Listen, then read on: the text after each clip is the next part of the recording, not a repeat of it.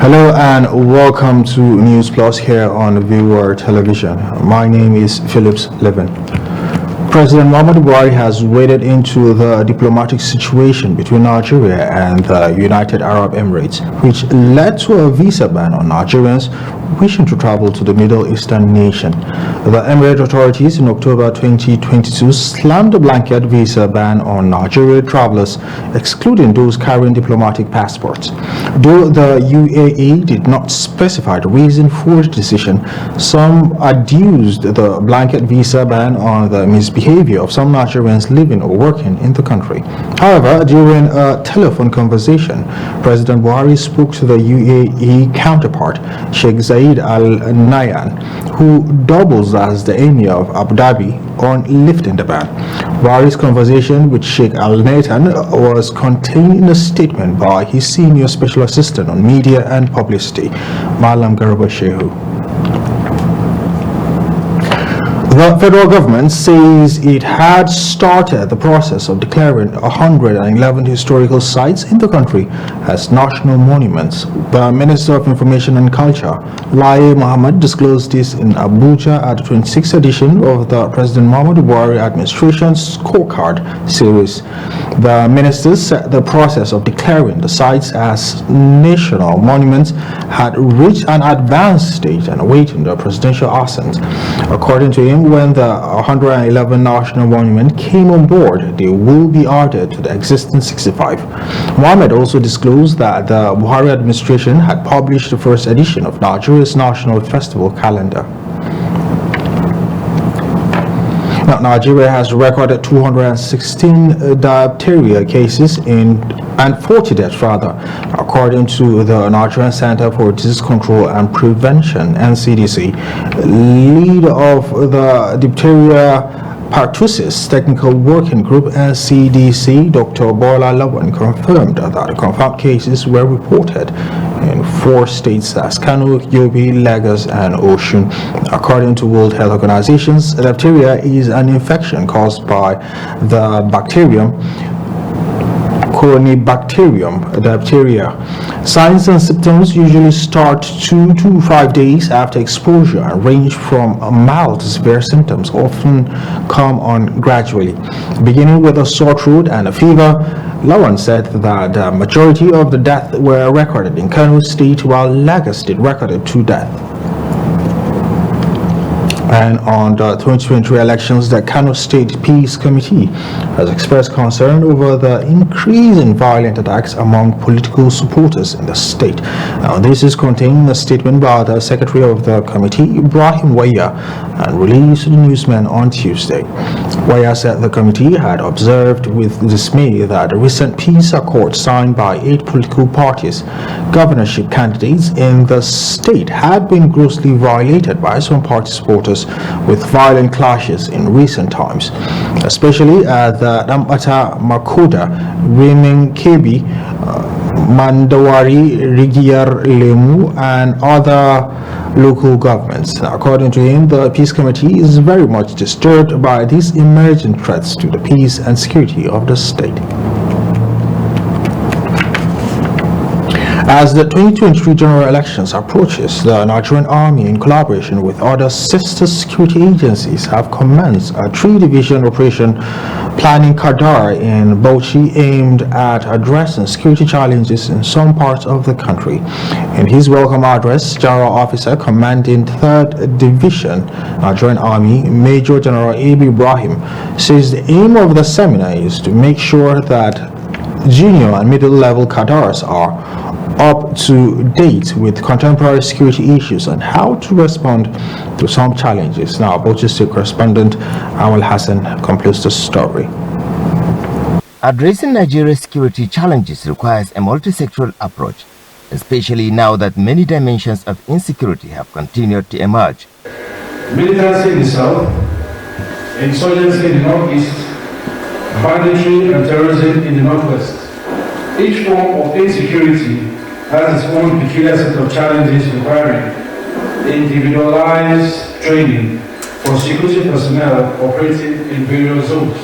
In a quest to address some of the security challenges in the country, there is the need for proper planning, part of which is equipping the security personnel with the knowledge of contemporary security issues.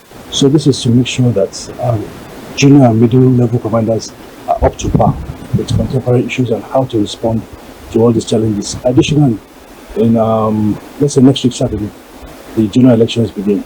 How do they react? How do we ensure that we have free, fair and credible elections? So all these things are the objectives we're going to carry out. Hence, the lectures in this cadre are particularly crafted to provide security personnel operating in the North Central and Northeast regions for operation with the necessary tools for facing security challenges peculiar to these regions. The General Officer commanding 3 Division Nigerian Army, Major General A.B. Ibrahim, who was represented by Major General Eyitayo Oyinlola, however, charges the participants to make use of the presentation sessions and be interactive. To all participants in general, I urge you to take keen interest in all the presentations during this cadre. The lecture on junior leadership should be of particular interest to young officers who are deployed in various locations across the North Central and Northeast theaters of operations. I further urge you, all participants from diverse backgrounds, to be objective in your contributions during the interactive sessions. Awal Hassan, Viewer TV News, Bauchi. Well, this is still News Plus. We'll go on a short break, and when we return, there will be more bulletins.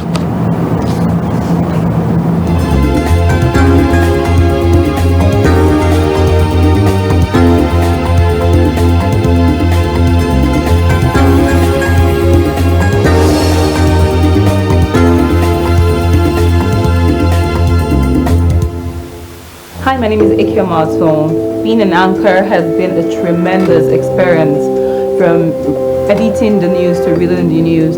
As an anchor, you have to be objective and impartial. Sometimes you have to put on a very indifferent look, a stoic character, such that you do not display your emotions. But then the stories that we tell, from politics to the economy to insecurity to education, also affect us. And as journalists, we're also affected by stories. From the teleprompter to the lights to the camera to the action to the reading of the news, it's all a synchronization of various activities at the same time. Sometimes you have to listen to feedback, sometimes you have to stop, sometimes you have to continue.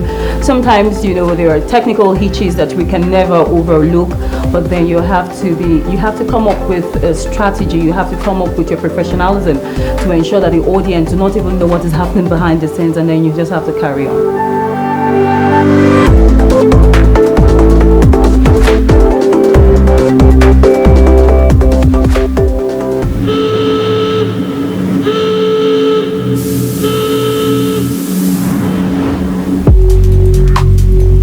Two souls came together.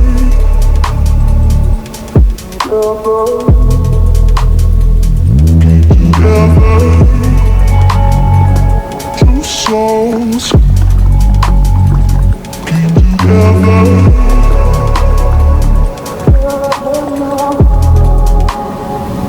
They're ever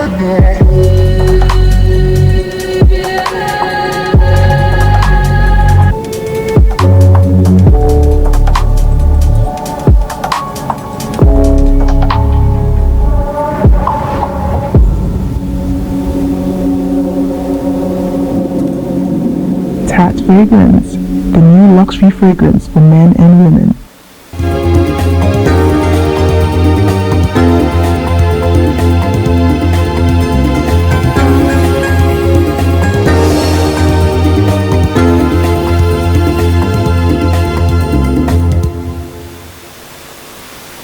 Well, it's good to know that you are still with us on News Plus. Now, moving forward, the governor of the Central Bank of Nigeria, Godwin Emefiele, says there was no need to shift the February 10th, 2023 deadline.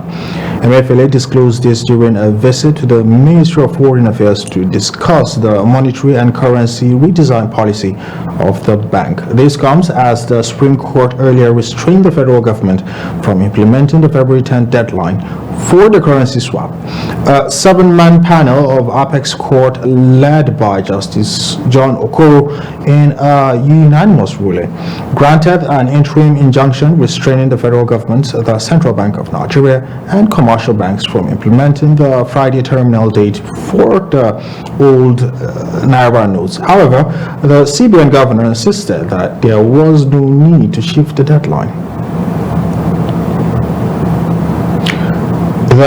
A senior advocate of Nigeria, Femi Falana, has accused the Central Bank of Nigeria for flouting the interim injunction of the Supreme Court suspending the implementation of the February 10th deadline on the use of old banknotes, following the redesign of the 200 Naira, 500 Naira, and 1000 Naira notes in November 2022.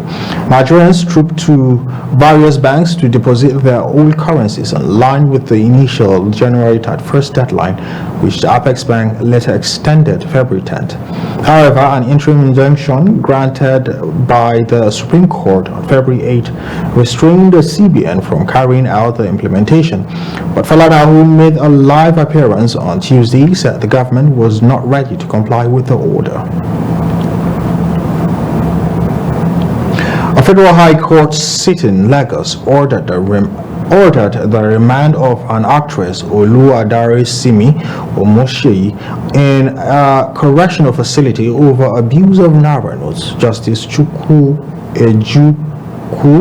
Aneke remanded actress after pleading not guilty to the 2 counts charged brought against her by the Economic and Financial Crimes Commission, alleged that whilst dancing during a social occasion, she tampered with the sum of 100,000 Naira issued by the Central Bank of Nigeria by dancing on the same at the said occasion. Her offense was contrary to and punishable under Section 21, subsection 1 of the Central Bank Act 2007.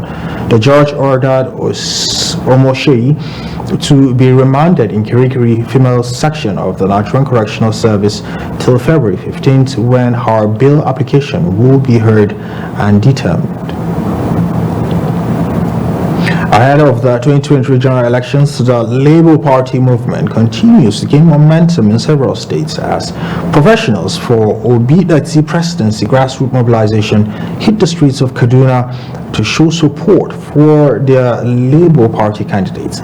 Members of the group took turns to address the electorates and urged them not to sell their votes but to thumb print on the Labour Party logo in the 2023 general elections for the actualization of a better Nigeria. Doing a pre-Valentine rally, bringing all obedience in Kaduna State together, and then we'll march towards Abu Dhabi Stadium. We are fully prepared. As you can see, all the polls that have been done so far has put our party ahead of all other parties. And you can see us on the street also. See the number of people that are with us. So this election is ours, and we are going to win the election from top all through to all of our candidates. Every Nigerian has actually knows what is going on, and we know that vote buying has been going on for now. Labour Party does not buy votes, and we cannot advise people to buy votes. And I know that all obedience have decided that we are not going to sell our votes, so they cannot buy our votes. We are also sensitizing the public, the candidates themselves, that they should not buy votes. I believe with the president, we are hoping, praying to have a God. Definitely, we're going to change the narrative, and we're going to push to make sure the common man see the light of the day once more again. Breathe in fresh air of hope. The Kaduna State Labour Party gubernatorial candidate, Jonathan Asake, also assures the electorates that integrity, which forms part of his watchword, will not be abused, as he vows to fill the missing links if elected governor of the state. Security as topmost on the agenda. The insecurity has become the problem of everybody.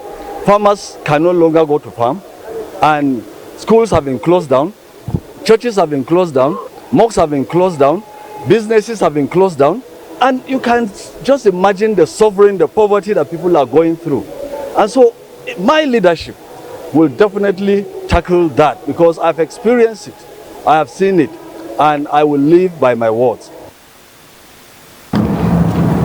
Meanwhile, our Kaduna State correspondent Micah Monday also engaged eligible voters on the street to get their thoughts on who is competent and deserves to be the next president of the Federal Republic of Nigeria.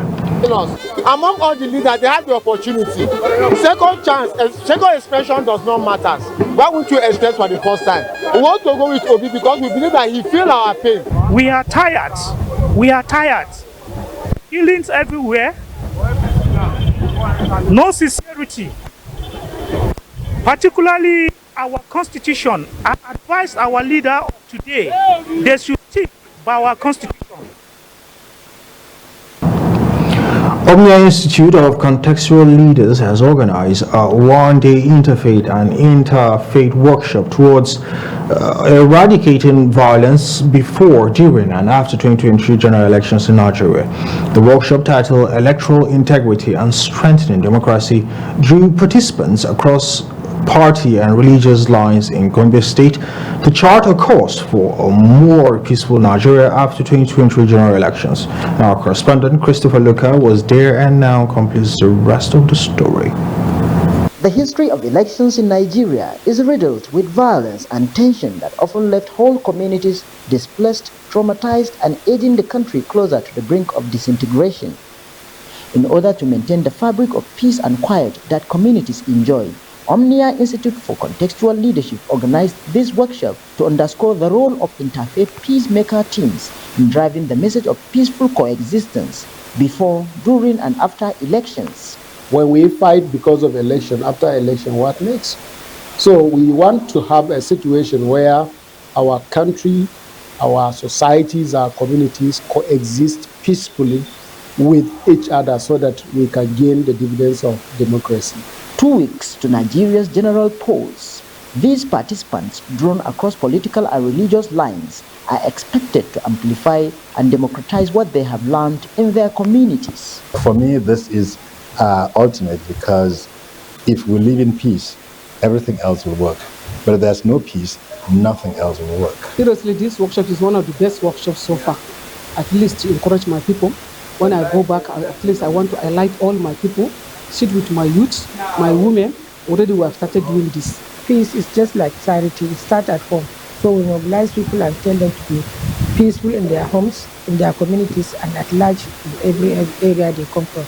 We need peace all over the world. The Independent National Electoral Commission, INEC, and National Orientation Agency, NOAA, say Omnia Institute for Contextual Leadership deserves commendation for their contribution towards the peaceful conduct of 2023 elections in Nigeria. I believe Omnia is doing a good job in trying to make sure that interfaith bodies come together and make sure that there's peace coexistence during the election, even after the election. And I think it's a very good innovation. I believe that it will go a long way if the people that have been trained here would do the good job and cascade it down to the communities that in the villages to help them understand that violence does not breed anything positive. It's a very good thing for Omnia to do that because here we have traditional leaders, we have women group, we have religious leaders, we have the youth organizations and so on and so forth. So as I've said earlier, I told them what you will learn here is not for yourself alone, but it's for you to go down and step it down to grassroots. As a front runner in the promotion of peaceful coexistence, Omnia Institute for Contextual Leadership hopes that opinion leaders, party faithful, pastors, imams, and other elder statesmen at the workshop will continue to preach tolerance and peaceful coexistence for Nigeria to have peaceful elections in 2023 and beyond. Christopher Luca, Viewer Television News, Gombe. In Bauchi, Abubakar Tafawa Balewa University Teaching Hospital reveals another breakthrough in the clinical activities, having successfully conducted hundreds of brain surgeries. In an exclusive interview with Viewer Television, the head of surgery department of the hospital, Dr. Saliu Makama, says acquisition of modern equipment now set the hospital at a whole new level of urology operation, where here is our Bauchi State correspondent Awal Hassan with the rest of the story.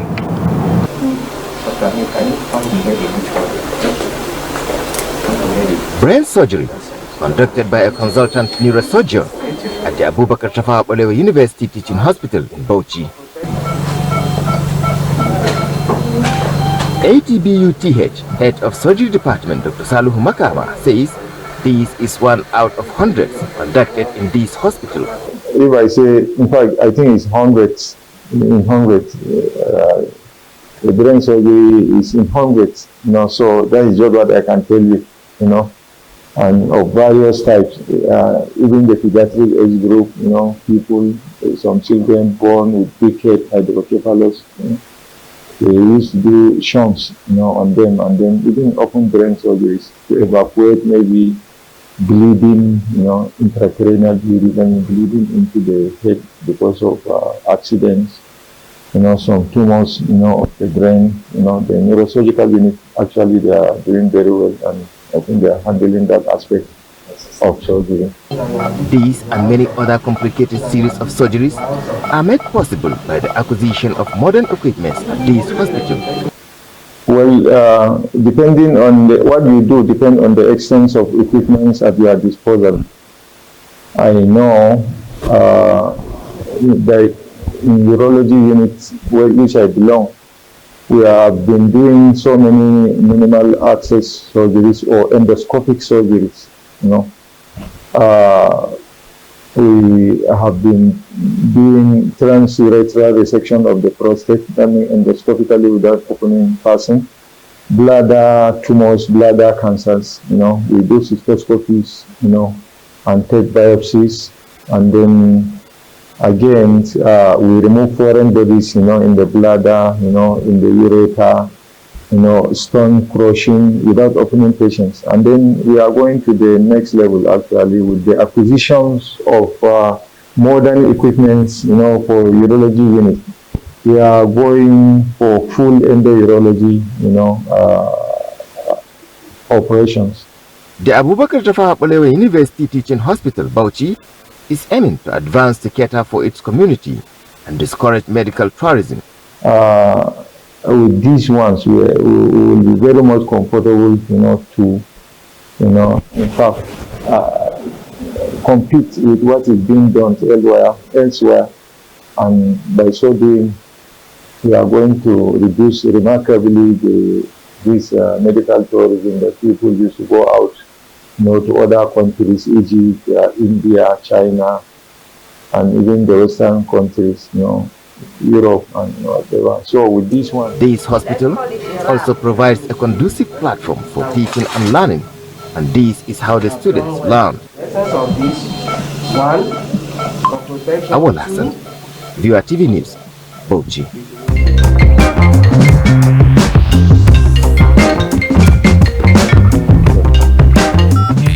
Good morning, gentlemen. I'm at the Envoy Hotel, Diplomatic Drive 305, here for a business weekend. It's been an amazing stay. Conference hall and business facilities here are stylish and innovative. The Envoy Hotel is luxury, esoteric, opulence, for ultimate comfort.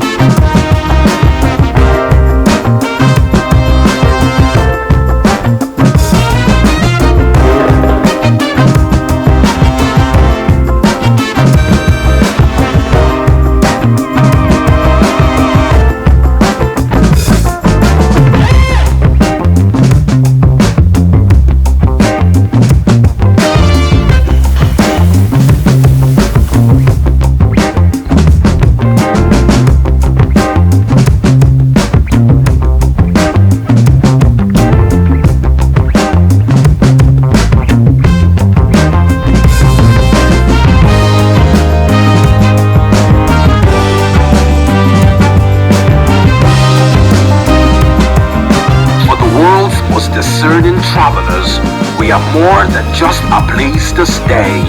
We are an icon of comfort, style, and thoughtful luxury. We are Envoy Hotel.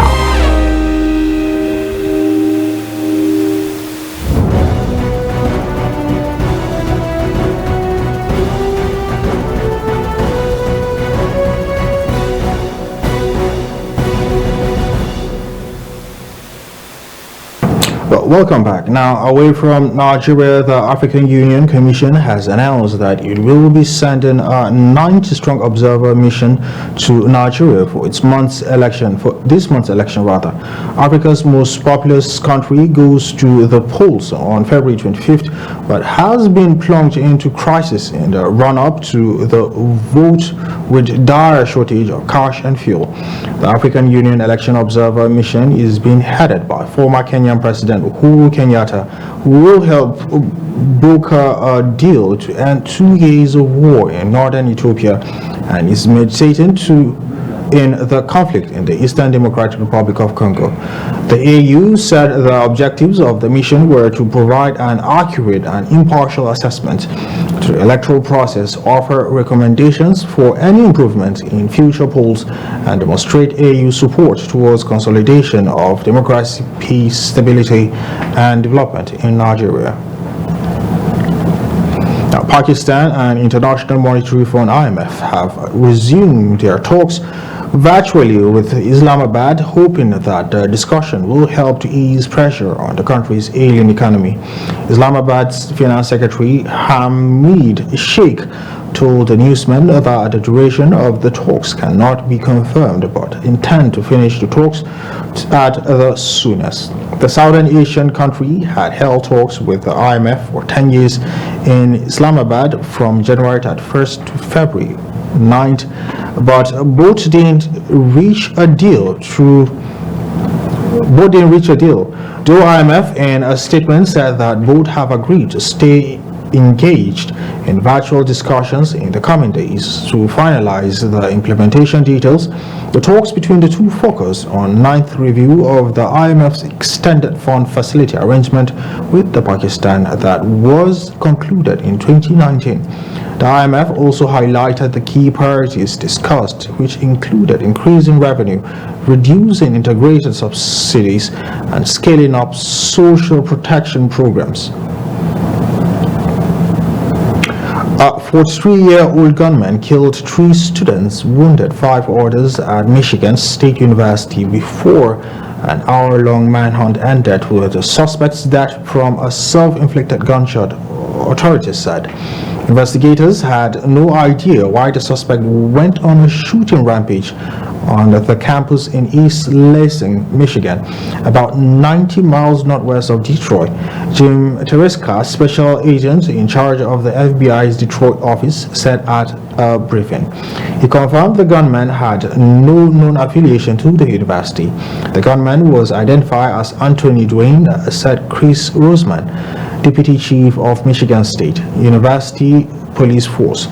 At the morning briefing, details about the sequence of events remain sketchy, but Roseman said shots were fired in 2 locations, an academic building called Berkeley Hall and Michigan State University MSU Union Building. With that story, we end News Plus. My name is Phillips Levin. Please do have a great day.